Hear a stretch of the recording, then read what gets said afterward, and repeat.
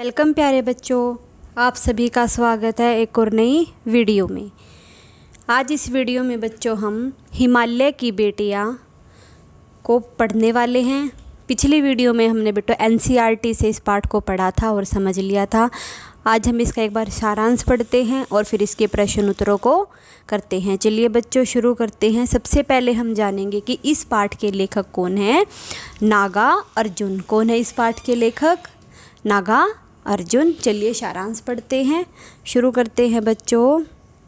हिमालय की बेटियां नागार्जुन द्वारा लिखा एक प्रसिद्ध निबंध है, यानी कि जो हिमालय की बेटियां है एक निबंध है, किसने लिखा है? नागार्जुन के द्वारा। इस निबंध में लेखक ने नदियों के प्रति अपनी अपार श्रद्धा को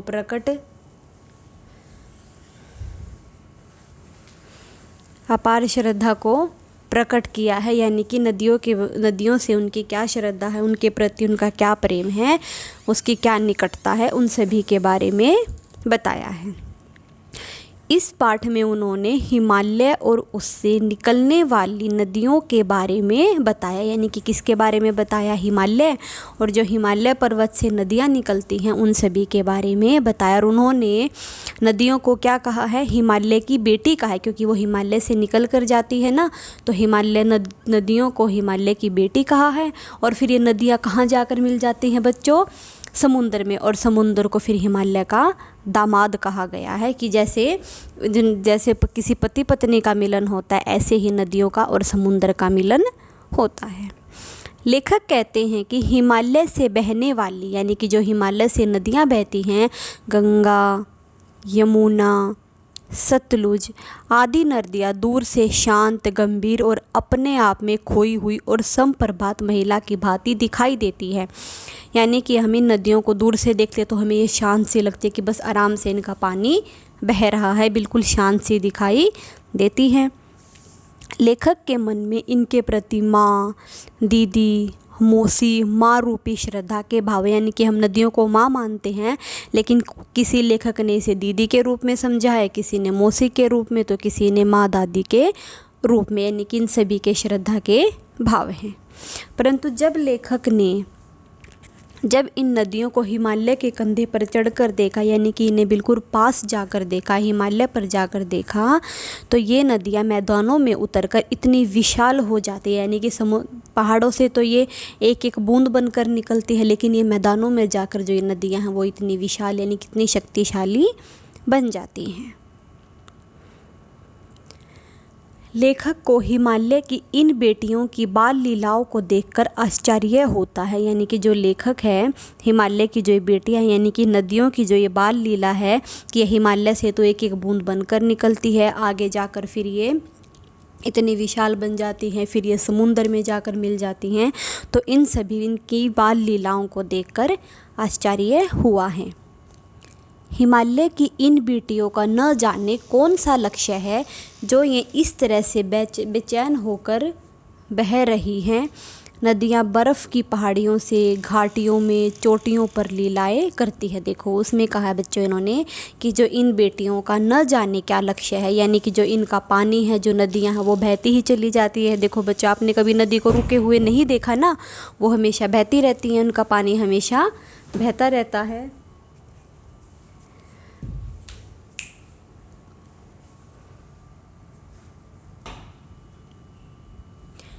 कि इनका जो नदियों का देखा, आपने कभी देखा है कि कोई नदी आराम से पानी खड़े हो? तो तालाबों में पानी रहता है खड़ा हुआ, लेकिन कोई भी नदी है बेटा उसमें पानी खड़ा थोड़ी रहता है। जैसे कि गंगा नदी है, जैसे हरिद्वार जाते हैं सभी बच्चे देखते हैं, उसमें पानी एक जगह खड़ा थोड़ी रहता है। नदियों का पानी क्या है? हमेशा बहता रहता है, आगे चलता ही रहता है। तो उन्होंने इसलिए कहा है कि पता नहीं इन नदियों का कौन सा लक्ष्य है, कि ऐसा कहाँ जाना चाहती हैं ये, कि किसकी वजह से, किस प्रकार से बेचैन हो रही है, यानी कि तेज़ी से बह रही हैं। नदियाँ बर्फ़ की पहाड़ियों से घाटियों में और चोटियों, कभी तो ये बर्फ़ की पहाड़ियों से निकलती हैं, कभी ये घाटियों में निकलती हैं, तो कभी ये चोटियों पर इनकी लीलाएं अलग अलग तरह की दिखाई देती हैं। लेखक को लगता है देवदार, चीड़, सरसों, चिनार, ये सभी पेड़ों के नाम है बच्चों। किसके नाम है? पेड़ों के नाम है, जिनसे हमें लकड़ियाँ मिलती है, हम अपने घर के दरवाजे, बेड, खिड़कियाँ वगैरह बनवाते हैं। ये सभी हमारे पेड़ों के नाम हैं। तो यानी कि इन सभी के जंगल में पहुंचकर शायद इन नदियों को अपनी बीती हुई बातें याद आ जाती हैं। आगे चलते हैं बच्चों। सिंधु और ब्रह्मपुत्र 2 महानदियाँ हैं जो हिमालय से मिलकर समुद्र में मिल जाती है। यानी कि हिमालय से तो निकलती हैं और फिर कहाँ जाकर मिलती हैं बच्चों? समुद्र में जाकर मिल जाती हैं। हिमालय को ससुर और समुद्र को उनका दामाद कहने में लेखक को कोई झिझक नहीं है। यानी कि जो ये नदियाँ हैं ये हिमालय से तो निकलती है, तो हिमालय को तो उनका पिता का नाम दिया गया है, और फिर ये जाकर समुद्र में मिल जाती है तो समुद्र में हिमालय का दामाद कहा गया है।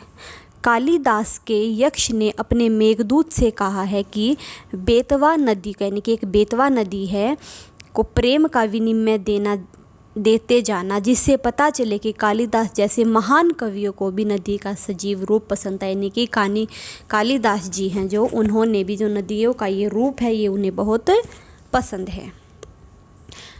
काका कालेलकर ने भी नदियों को लोक माता कहा है, लेकिन लेखक इन्हें कह रहे हैं कि हमने नदियों को माताओं से पहले हम बेटियों के रूप में देखे, क्योंकि अब हम नदियों को क्या बोलते हैं? माता बोलते हैं।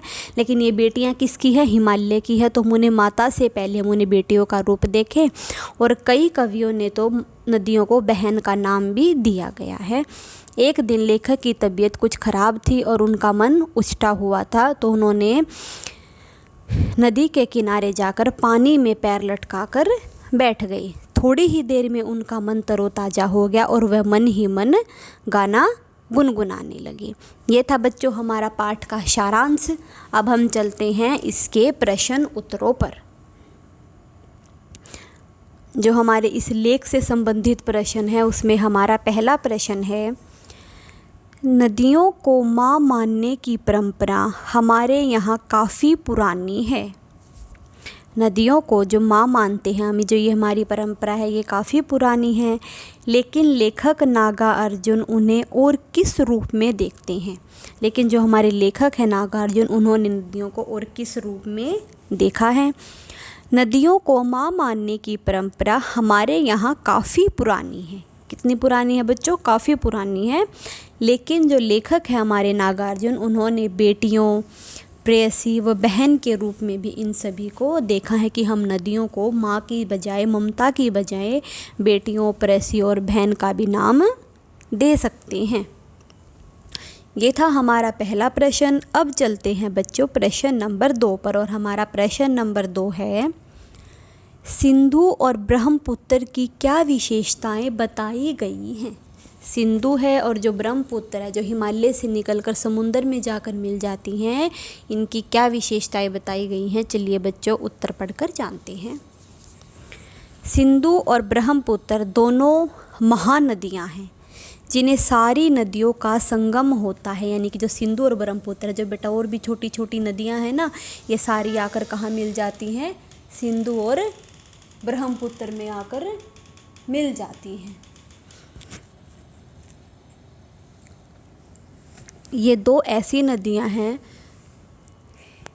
जो दयालु हिमालय के पिघले हुई दिल की एक एक बूंद से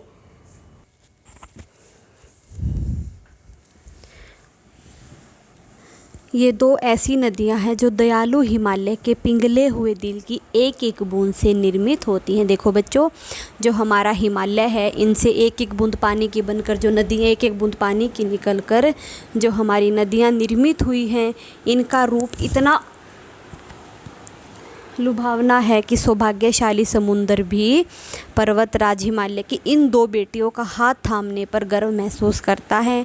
इनका रूप विशाल और विराट है, कि जो इनका रूप है इतना लुभावना है, इतना सौभाग्यशाली जो समुंदर है, जिन्होंने सिंधु और ब्रह्मपुत्र जो हिमालय की 2 बेटियों का हाथ थामा है, यानी कि जो 2 नदियाँ समुंदर में जाकर मिल जाती हैं, इन पर वो गर्व महसूस करता है कि इनका रूप विशाल और विराट है।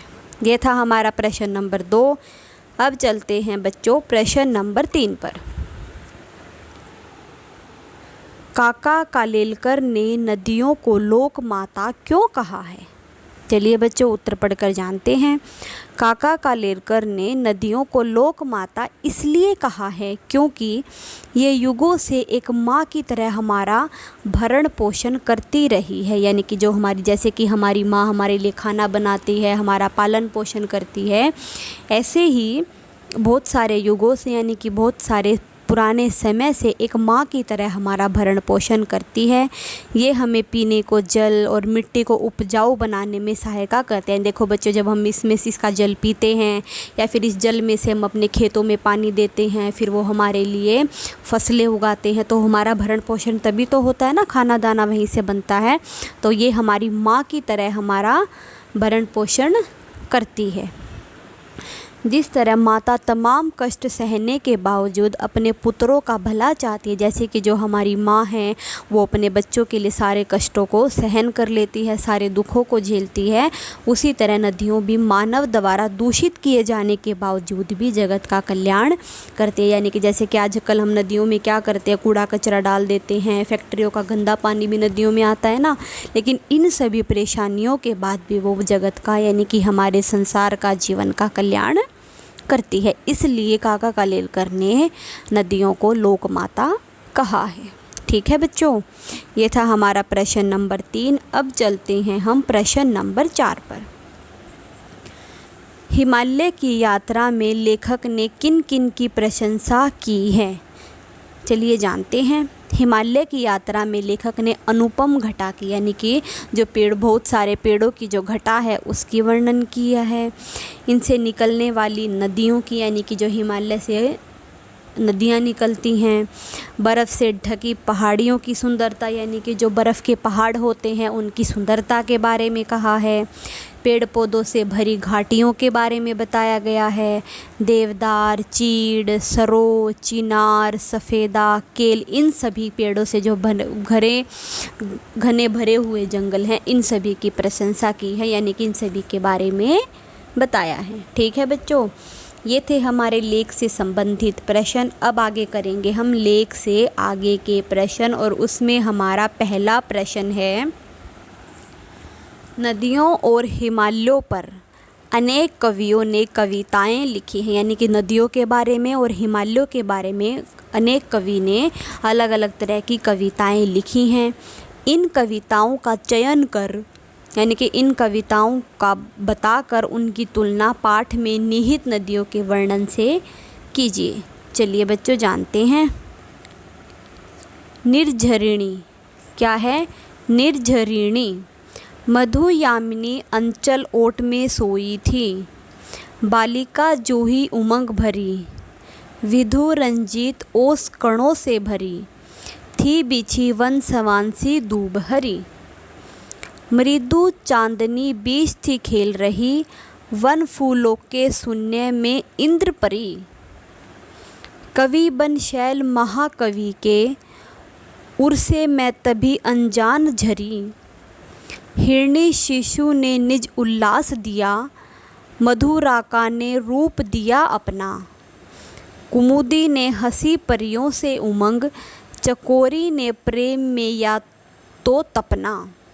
जननी धरणी मुझे गोद लिए, थी चेतन की मैं भाग जाऊं नहीं। वन जंतुओं के शिशु आन जुटे, की सखा बिन मैं दुख पाऊं नहीं। थी डरी मैं पड़ी ममता में कहीं, इस देश में ही रह जाऊं नहीं।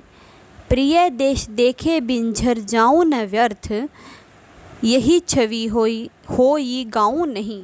यह किसने लिखी है बच्चों? रामधारी सिंह दिनकर ने लिखी है। दिनकर की इस कविता में नदी के धरती पर उतरने का वर्णन किया है। जो यह नदी है वो पहाड़ों से निकलकर कैसे धरती पर उतरती है, उन सभी के बारे में बताया है। नागार्जुन के निबंध में हिमालय पर नदियों के बालपन का वर्णन है।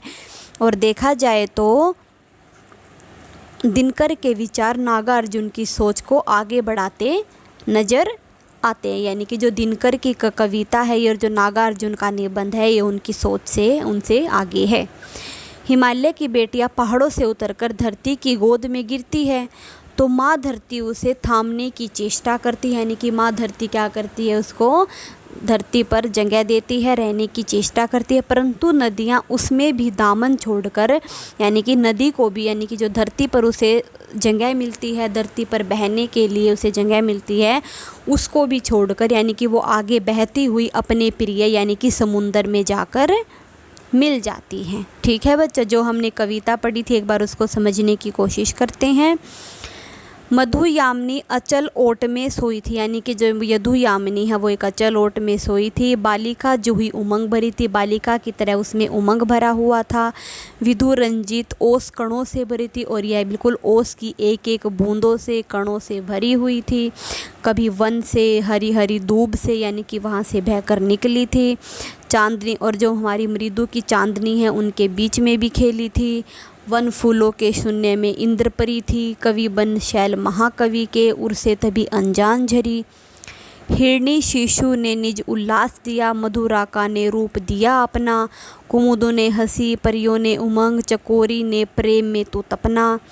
जननी धरणी मुझे गोद लिए, और जैसे वो ज़मीन पर आकर गिरती है तो जननी ने यानी कि धरती ने उसे अपनी माँ की तरह गोद दी है। थी सचेत कि मैं भाग जाऊं नहीं, लेकिन फिर भी वो क्या है, वो यही सोचती थी कि मैं आगे चलूँगी। वन जंतुओं के शीशु आन टूटे, और जैसे कि वन में भी जाकर मैं पेड़ों को भी आर पार करती हुई आगे बढ़ गई। सखा बनी मैं दुख पाऊँ, और मैं किसी की सखी नहीं बनी। और थी डरी मैं पड़ी ममता में नहीं, और मैं ममता में भी क्या पढ़ने के बाद नहीं डरी थी। इस देश में ही रह जाऊँ नहीं, और मैं सिर्फ एक ही देश में रहने वाली नहीं हूँ। प्रिय देश देखे बिन झर जाऊँ न व्यर्थ, और मैं सभी प्रिय देशों में बहकर जाना चाहती हूँ, और मैं एक देश में न रहकर वो आगे जाकर समुद्र में मिल जाती हैं। ठीक है बच्चों, ये थी हमारी नदी की कविता। आगे है हमारी हिमालय पर कविता। वो किस पर थी? नदी पर।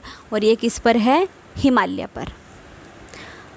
डरो न आंधी पानी में, खड़े रहो तुम अविचल होकर, सब संकट तूफानी में। डिगो न अपने प्रण से तो तुम सब कुछ पा सकते हो प्यारे, तब भी ऊंचे पड़ सकते हो, छू सकते हो नभ के तारे।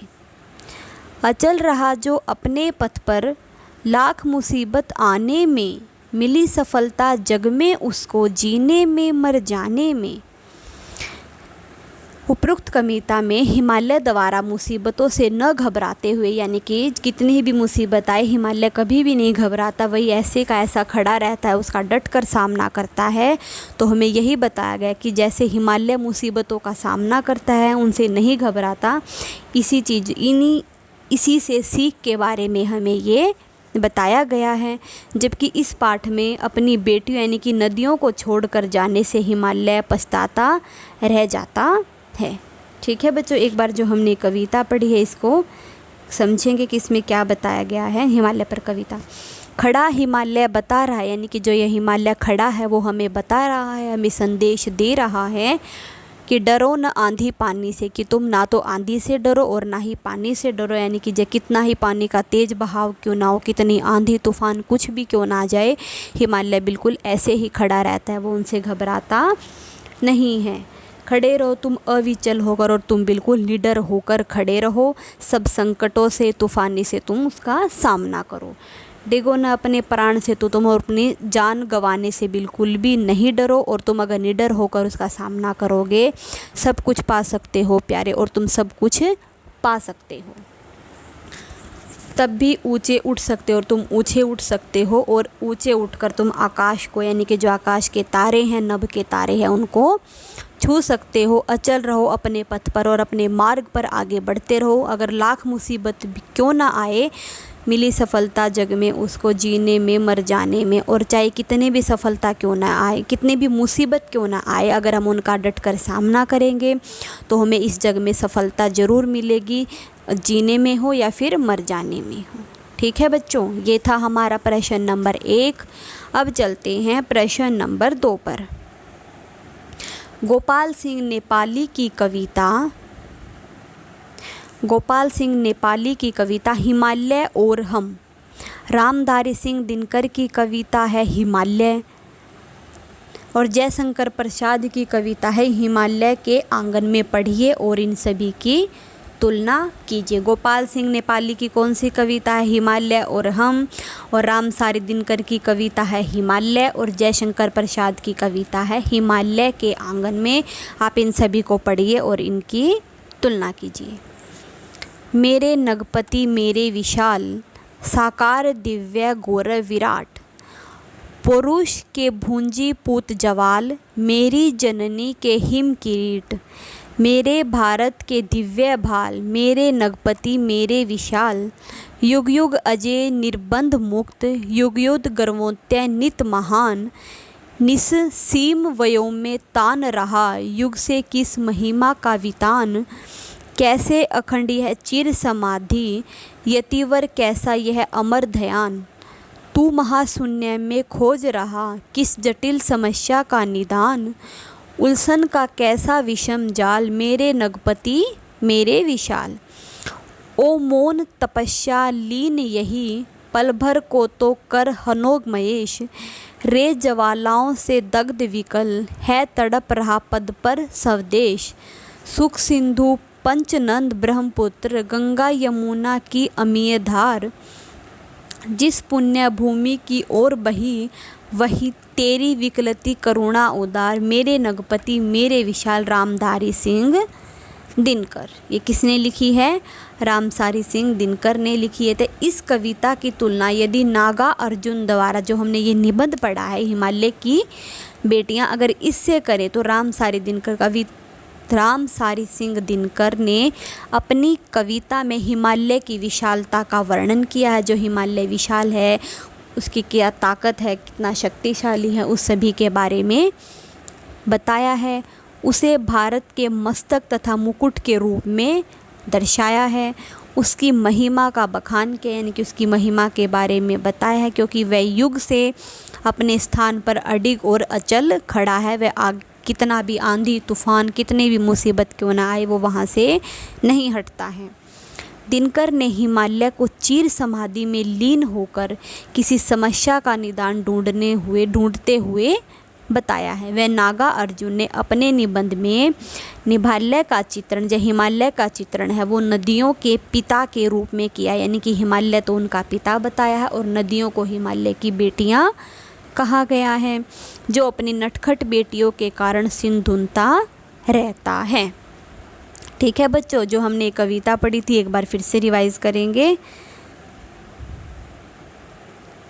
मेरे नगपति मेरे विशाल, यानी कि जो मेरा हिमालय है वो बहुत विशाल है, साकार दिव्य और गौरव विराट, यानी कि वो निडर है और गौरवशाली है। पुरुष के भूंजी पूत जवाल और ज्वालाओं से निकल कर आता है। मेरी जननी के हिम किरीट, मेरे भारत का ये दिव्य भाल है।